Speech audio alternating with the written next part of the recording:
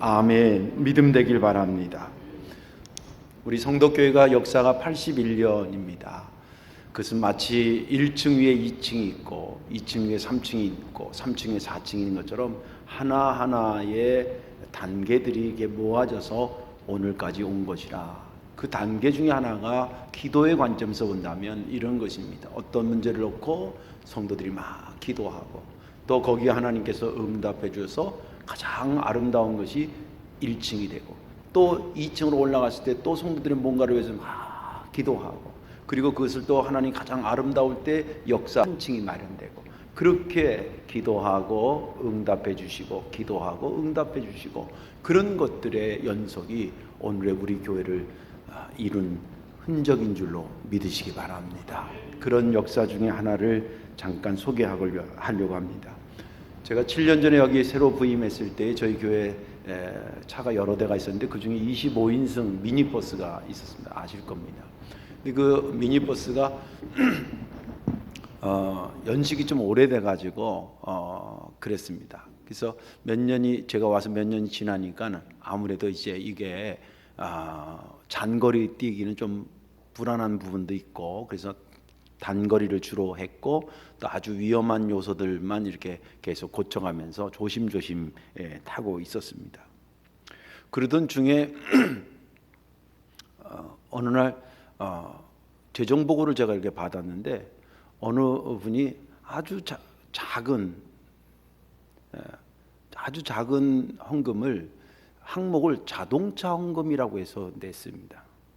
저 광고 때 자동차 헌금하라고 한 적도 없는데 저는 뭐 막 이렇게 하자 그런 거 아닌데 누구 왜 그랬지? 그리고 보니까 어떤 분이 하셨어요. 그래서 주중에 어떻게 하다가 수요일 날인가 예배 끝나고 어떻게 우연히 그분을 뵈서 아니 어떻게 하다 이렇게 제가 자동차 헌금 하자고 얘기도 안 했는데 이렇게 하셨냐고 그랬더니 그분 하는 말이 목사님 우리 교회 25인승 차를 자기가 볼 때마다 저걸 좀 새로 사고 싶은데 자기가 여력이 있으면 그냥 팍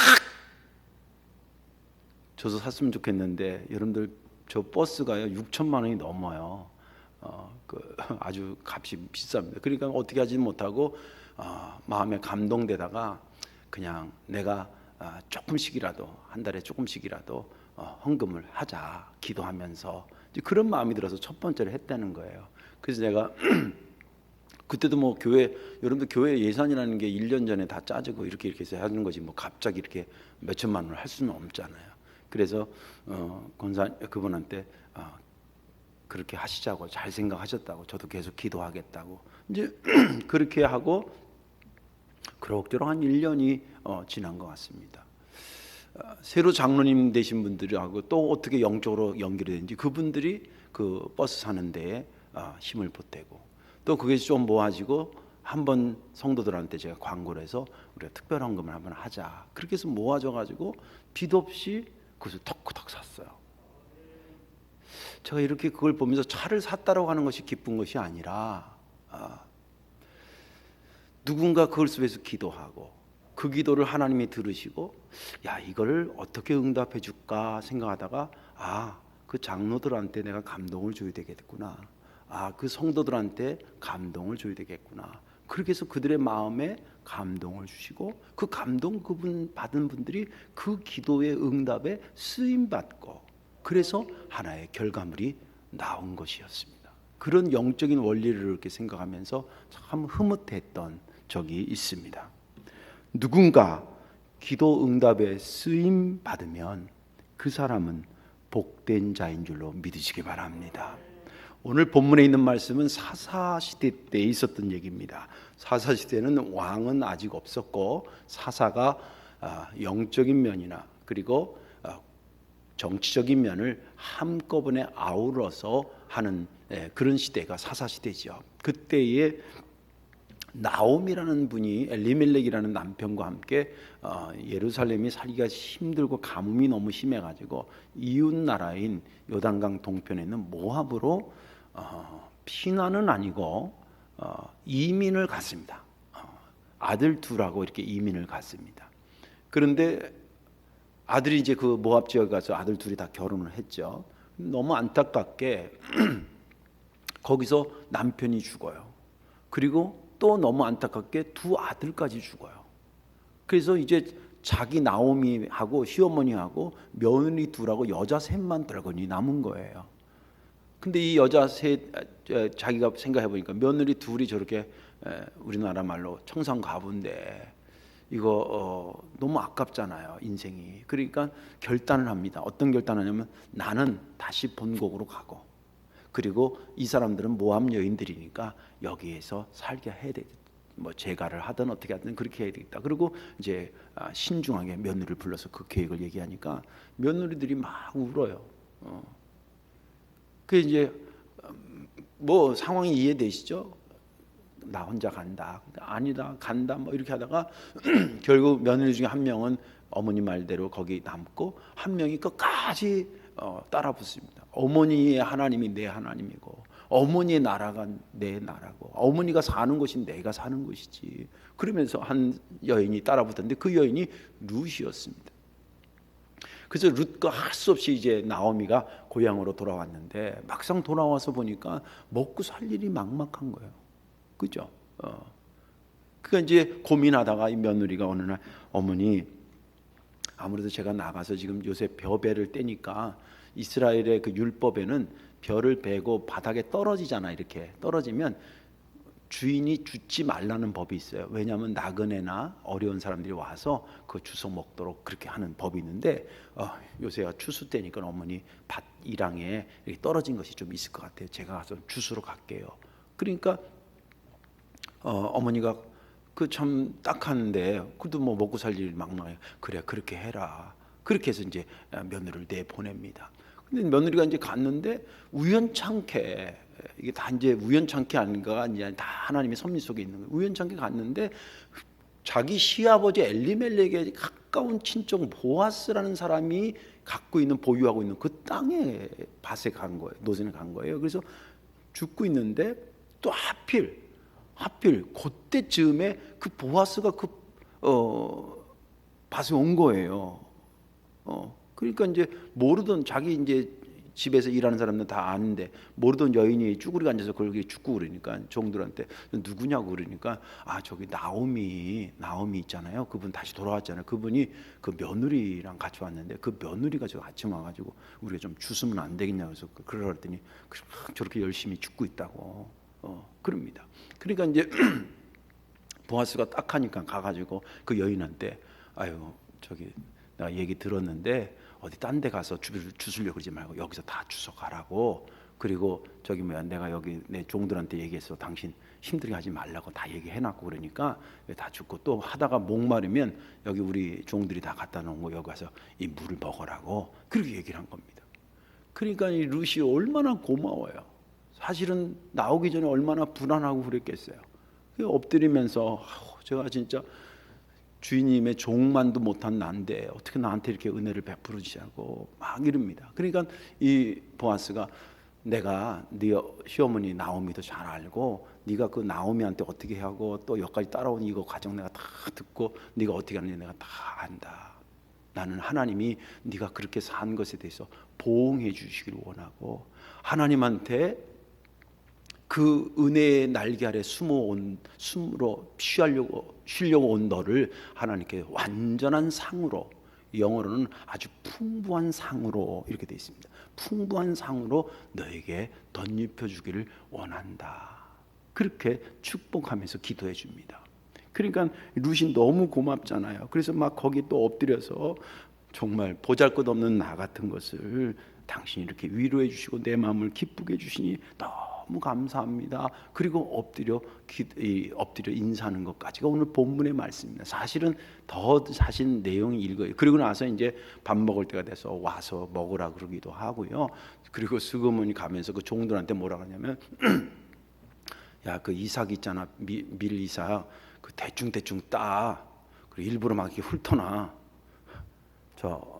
저기 아낙네가 주워갈 수 있도록 이렇게 이제 하고 슬그머니 자리를 뜨는 그런 내용까지가 본문의 전체적인 말씀입니다. 저는 지난 주간에 이 본문을 읽으면서 세 분이 여기에 이제 참여하고 있는 그 세 분들을 보면서 은혜가 됐습니다.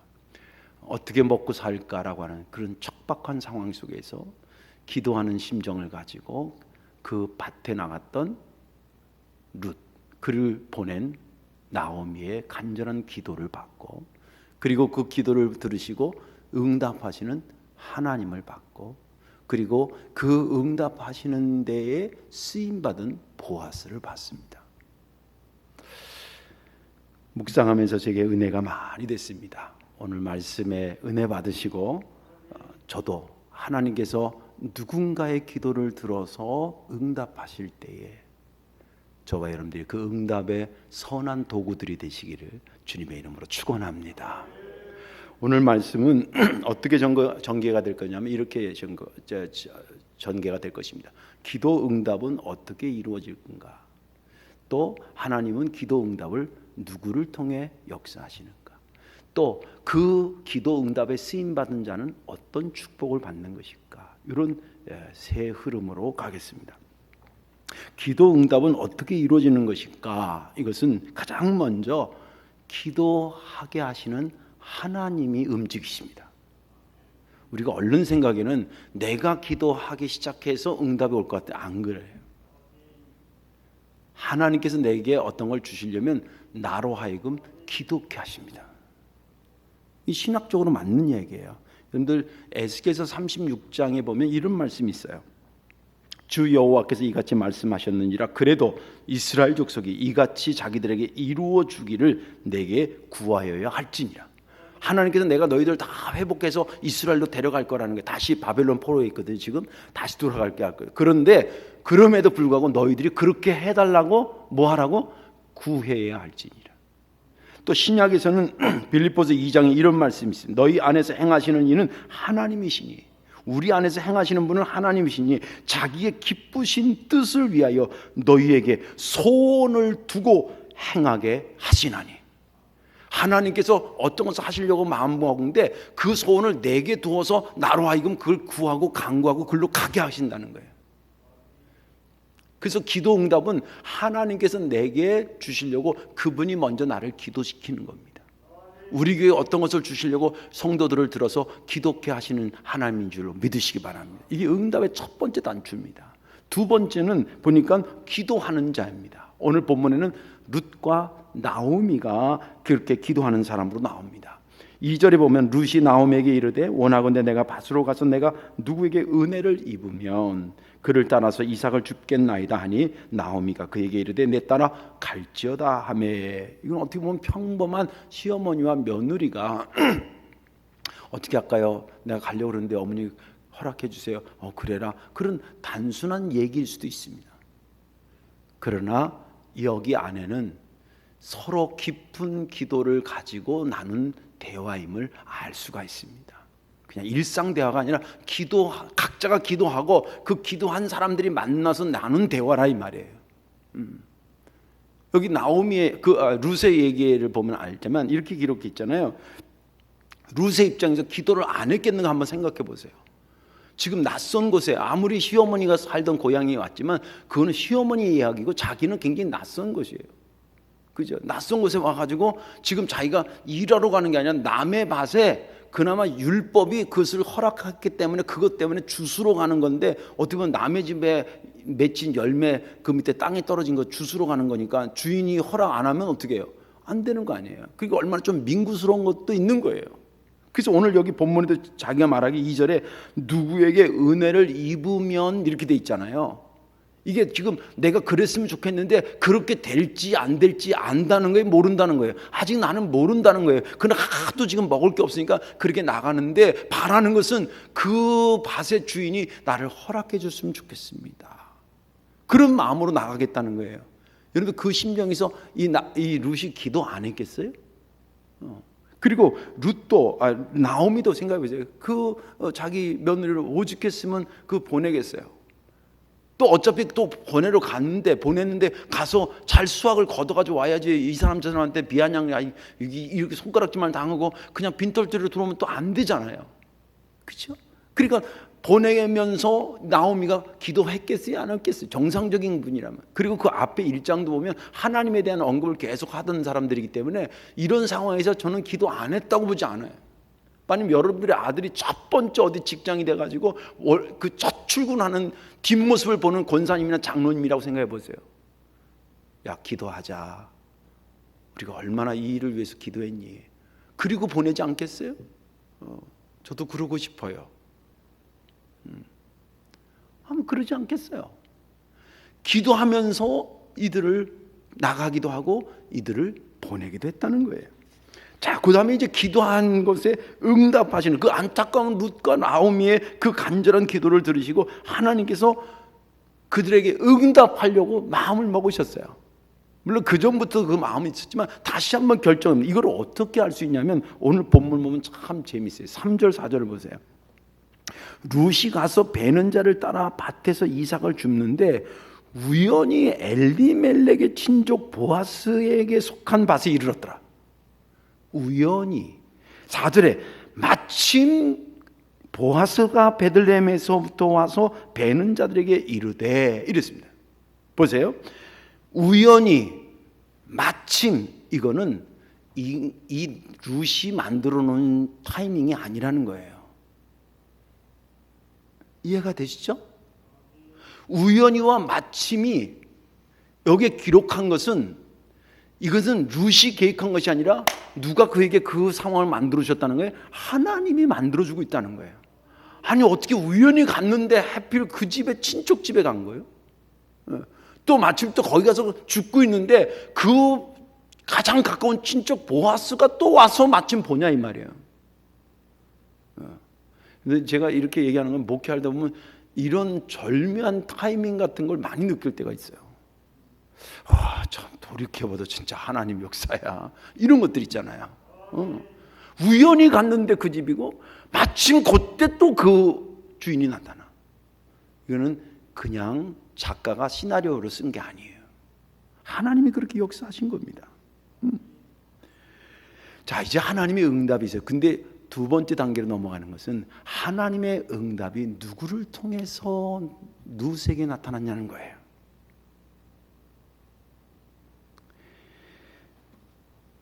하나님이 역사하시는 방법은요, 크게 여러 가지가 있는데 크게는 이렇게 볼 수 있습니다. 자연을 통해서 기도에 응답하실 때가 있어요. 홍해 앞에서 막 부르짖습니다. 사람들이 살려달라고. 그때에 바다를, 동풍을 불어서 바다를 열어줍니다. 성경에 나와 있는 얘기죠. 네. 그리고 하나님이 상황을 움직이셔서 상황을 통해서 역사하실 때도 있어요. 바벨론 포로로 70년 갔을 때에 거기서 막 부르짖습니다. 돌아가게 해달라고. 그때에 그 데려갔던, 포로로 잡아갔던 바벨론이 세상에 다른 페르시아 나라한테 어떻게 치냔 말이에요. 나라가 바뀌어요. 그 나라가 바뀌는 바람에 정책이 바뀌면서 이스라엘 사람들이 포로로 잡혀갔다가 다시 고향으로 오게 했어요. 그리고 한 가지 또 방법이, 응답하시는 방법 중에 하나가 사람을 통해 역사하시는 거예요. 애굽에서 막 종살이하는 것을 부르짖습니다. 그때 하나님께서 누구를 부르냐면 모세를 불러서 그들을 구출해냅니다. 잘 아시죠? 네.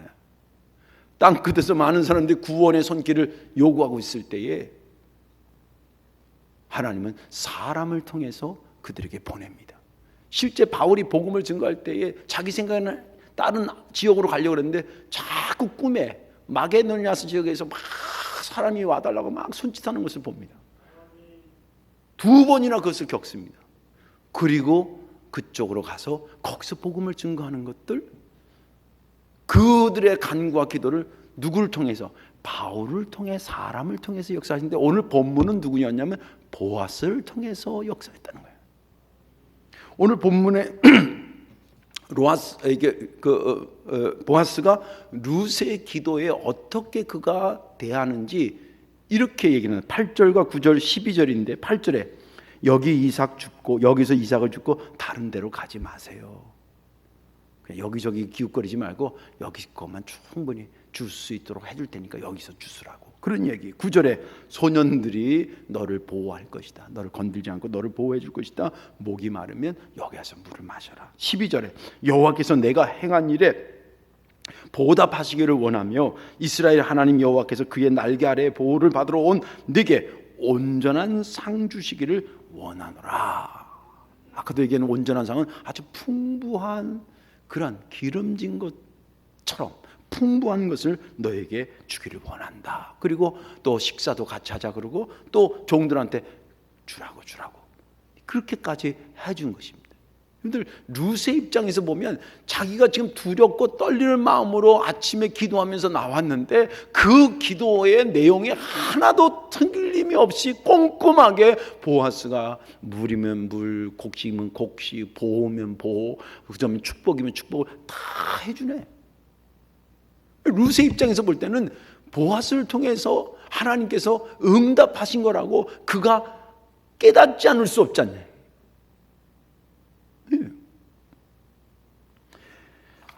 그런데 중요한 것은 뭐냐면 보아스 그럼 대단한 사람이었냐? 그건 아니었다는 거예요. 제가 왜 이 말씀을 드리냐면 목사님 기도 응답에 쓰임 받으려 그러면 적어도 좀 뭐가 있어야 되지요. 또 그런 기도의 응답에 쓰이려면 뭐가 좀 내가 갖출 게 갖춰져야지, 이런 생각들 하지 말라는 거예요. 보아스가 당시에 무슨 정치인이라든지 큰 땅의 지주라든지 무슨 뭐 율법학자였다든지 뭐 서기관이었다든지 랍비였다든지 이게 아니에요. 아주 평범한 사람이에요. 지극히 평범한 사람이에요. 그리고 또 오늘 여기 도와준 내용도 보세요. 룻한테는 어마어마한 것이었지만 내 밭에 떨어진 거 줍는 거 허락해 주는 거예요. 그리고 조금 더 얹어주는 거예요. 물 떠온 거 그냥 먹으라 그런 거예요. 우리나라 속담에도 말 한마디가 천냥빚을 갚는다는 말이 있어요. 근데 목사가 우리 교인들에도 400~500명 돌보고 그러는데 내가 돈으로 치면 그들을 다 충족시키려면 내 돈이 어떻게 감당이 되겠어요? 제가 24시간밖에 여러분들 같이 똑같이 24시간 갖고 사는데 내가 500명의 교인들을 다 돌보려면 24시간 어떻게 그거 가지고 돕겠어요? 그런데도요, 성도님들이 참 믿음이 좋고 그런 분들 볼 때는 정말 내 옷이라도 벗어주고 싶어. 목사님, 이런 분도 있어요. 저 같은 사람한테 전화까지 주세요. 전화 한 통화 30분 통화하면 얼마 나올까요? 저는 월 정액이라서 30분 해도 무료고 40분 해도 무료예요. 중요한 것은 보아스가 하나님과 늘 동행하고 있었다는 거예요. 오늘 여기 본문에도 보니까 그 룻이 그 밭에 와서 죽는지 모르고 자기 밭에 이렇게 왔을 때 종들한테 첫 번째 인사가 뭐냐면 4절에 마침 보아스가 베들레헴에서부터 와서 배를 베는 자들에게 이르되 여호와께서 너희와 함께 하시기를 원하노라. 첫 번 인사가 우리 예수 믿는 사람끼리 만나면 할렐루야, 잘 지냈어요? 이러잖아요. 첫 번째 인사가 너희들에게 하나님의 평강이 있기를 원하노라. 이게 첫 번째 인사였다는 거예요. 그 첫 번째 인사에서 남 것을 가지고 뭐 다 해석할 수는 없지만 그래도 이 보아스가 평상시에 하나님과 늘 교제하고 사는 것이 그의 몸에 익숙해져 있던 사람이에요. 그리고 그 입에서 나오는 말이라든지 제스처라든지 이런 거 볼 때에 룻의 입장에서는 정말 자기가 기도한 것대로 그대로 해준 사람이에요. 이 사람이 그렇게 해줄 줄 몰랐을 것뿐이지. 저와 여러분들이 하나님의 누군가의 기도의 응답에 선한 도구가 되는 것은 어마어마한 것을 모아놓거나 어마어마한 것을 자격을 갖추거나 뭐 어마어마한 것을 배웠거나 이런 정도가 돼야지 되는 것이 아니라는 거예요. 충분히 여러분들 정도면 충분히 가능한 겁니다. 다만 그런 생각을 하고 사느냐 그런 생각을 안 하고 사느냐의 차이인 거예요. 그런 생각을 여러분들 심령 속에 갖기를 주의 이름으로 축원합니다. 자, 이제 보아스가 말이에요. 그렇게 하나님의 누군가의 기도에 응답의 도구로 쓰임 받더니 그가 어떤 축복에 이르게 되냐면 아주 중요한 건데 예수님의 생명의 족보에 올라가는 축복을 받아요.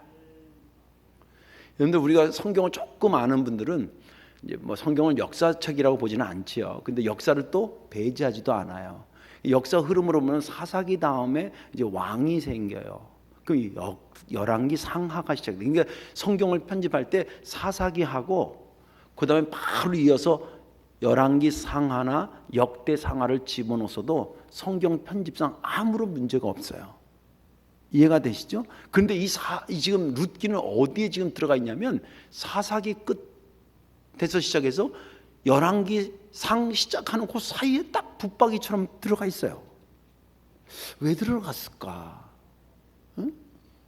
그래서 마태복음에 가서 보면 그래서 그랬구나 라는 생각을 하겠는데, 마태복음 1장은 여러분 아시다시피 예수님의 생명의 족보를 얘기해요. 그죠? 쭉 낳고 이렇게 하잖아요. 거기에 1장 5절 6절에 이렇게 나왔어요. 보아스는 룻에게서 오벳을 낳고, 오벳은 이새를 낳고, 이새는 다윗 왕을 낳으니라. 그러니까 이 족보로 친다면 다윗 왕의 증조 할머니가 룻이에요. 그죠? 그리고 여기 보아스는 증조 할아버지인 거예요. 이 사람들이 성명의 족보에 올라간 사람이기 때문에 그 스토리를 거기다 집어넣고 있구나. 성경이라는 것은 여러분들 생명의 역사를 기록하고 있습니다. 믿음 되시길 바랍니다. 다시 오신다는 것도 살리러 오는 거지 죽이러 오시는 게 아니에요.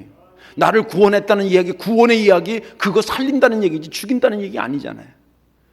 성경 곳곳에 생명의 역사를 이루고 있는데 이 룻과 보아스를 보면서 그것을 거기다 하면서 이들이 생명의 족보에 들어가는 사람이라는 거예요.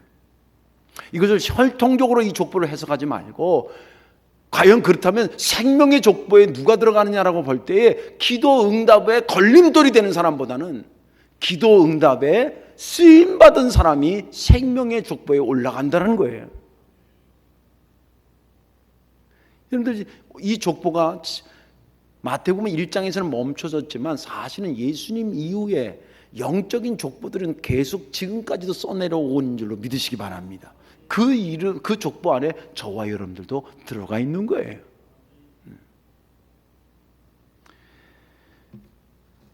왜 생명의 족보에 들어간 사람이 그게 축복받은 사람이냐면 보세요. 기도 응답에 쓰임받은 사람이 왜 그 생명의 족보에 올라갈 만한 사람이냐면, 기도 응답을 한번 생각해 보세요. 하나님께서 어떤 사람이 애절하게 기도하는 게 핵심 뭐예요? 살려달라는 거 아니에요? 그 살려달라는 기도를 들으시고 하나님께서 A를 들어서 그 사람의 기도를 응답해 줬어요. 그럼 A가 이 사람한테 간 거는 죽이러 간 거예요? 살리러 간 거예요? 살리러 간 거지요. 그래서 이 사람이 생명의 족보에 올라갈 자격이 있는 것입니다. 누군가의 기도의 응답에 쓰임받는 것도 감사한데 그것이 하나님의 살리는 생명의 역사에 동참하는 결과를 가져왔다는 거죠. 이스라엘 백성들의 출애굽에서 막 부르짖을 때 하나님은 모세를 들어서 그들에게 응답해 주셨습니다. 모세를 통해 그들을 살리겠다는 얘기시죠. 또 마게도니, 아까도 얘기했지만 마게도니 사람들이 막 바울에게 복음 증거해달라고 그럴 때 하나님은 그 기도를 들으시고 바울을 들어서 거기에 보내면서 그들을 살려내셨습니다. 그리고 오늘 본문 룻이 그렇게 간구할 때 하나님은 보아스를 통해서 기도의 응답에 쓰시면서 역시 룻과 나오미 그리고 그 가문을 살려내십니다. 이런 생명의 역사에 쓰임받는 것이 정말 축복 중에 축복이라는 거예요. 우리가 이 땅에 사는 동안에 받을 복이 많습니다. 또 많이 복받기를 주의 이름으로 축원합니다. 그 중에 첫 번째가 구원받는 것이고요. 두 번째는 생명의 족보에 올라가는 것입니다.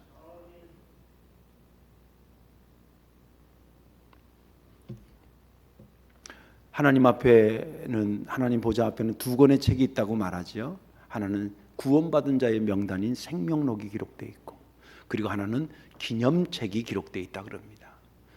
생명록은 구원받은 자들이고 기념책은 생명의 역사에 동참했던 사람들입니다. 누군가의 애절한 기도를 들으시고 하나님 그를 살리려고 할 때 거기에 쓰임받은, 기도 응답에 쓰임받았던 사람, 생명의 족보에 들어갈 자격이 있고 그런 축복을 누리는 자가 되는 것입니다. 이제 말씀을 정리합니다. 여러분들 기도 응답 받아보신 적 있으시죠? 예. 앞으로도 계속 있기를 바랍니다. 예. 그때 감격 짜릿하시죠? 네. 근데 제가 비밀을 하나 말씀드릴게요. 그거보다 10배 이상 짜릿한 게 있어요. 그게 뭐냐면 내가 누군가의 기도 응답에 쓰임 받을 때예요.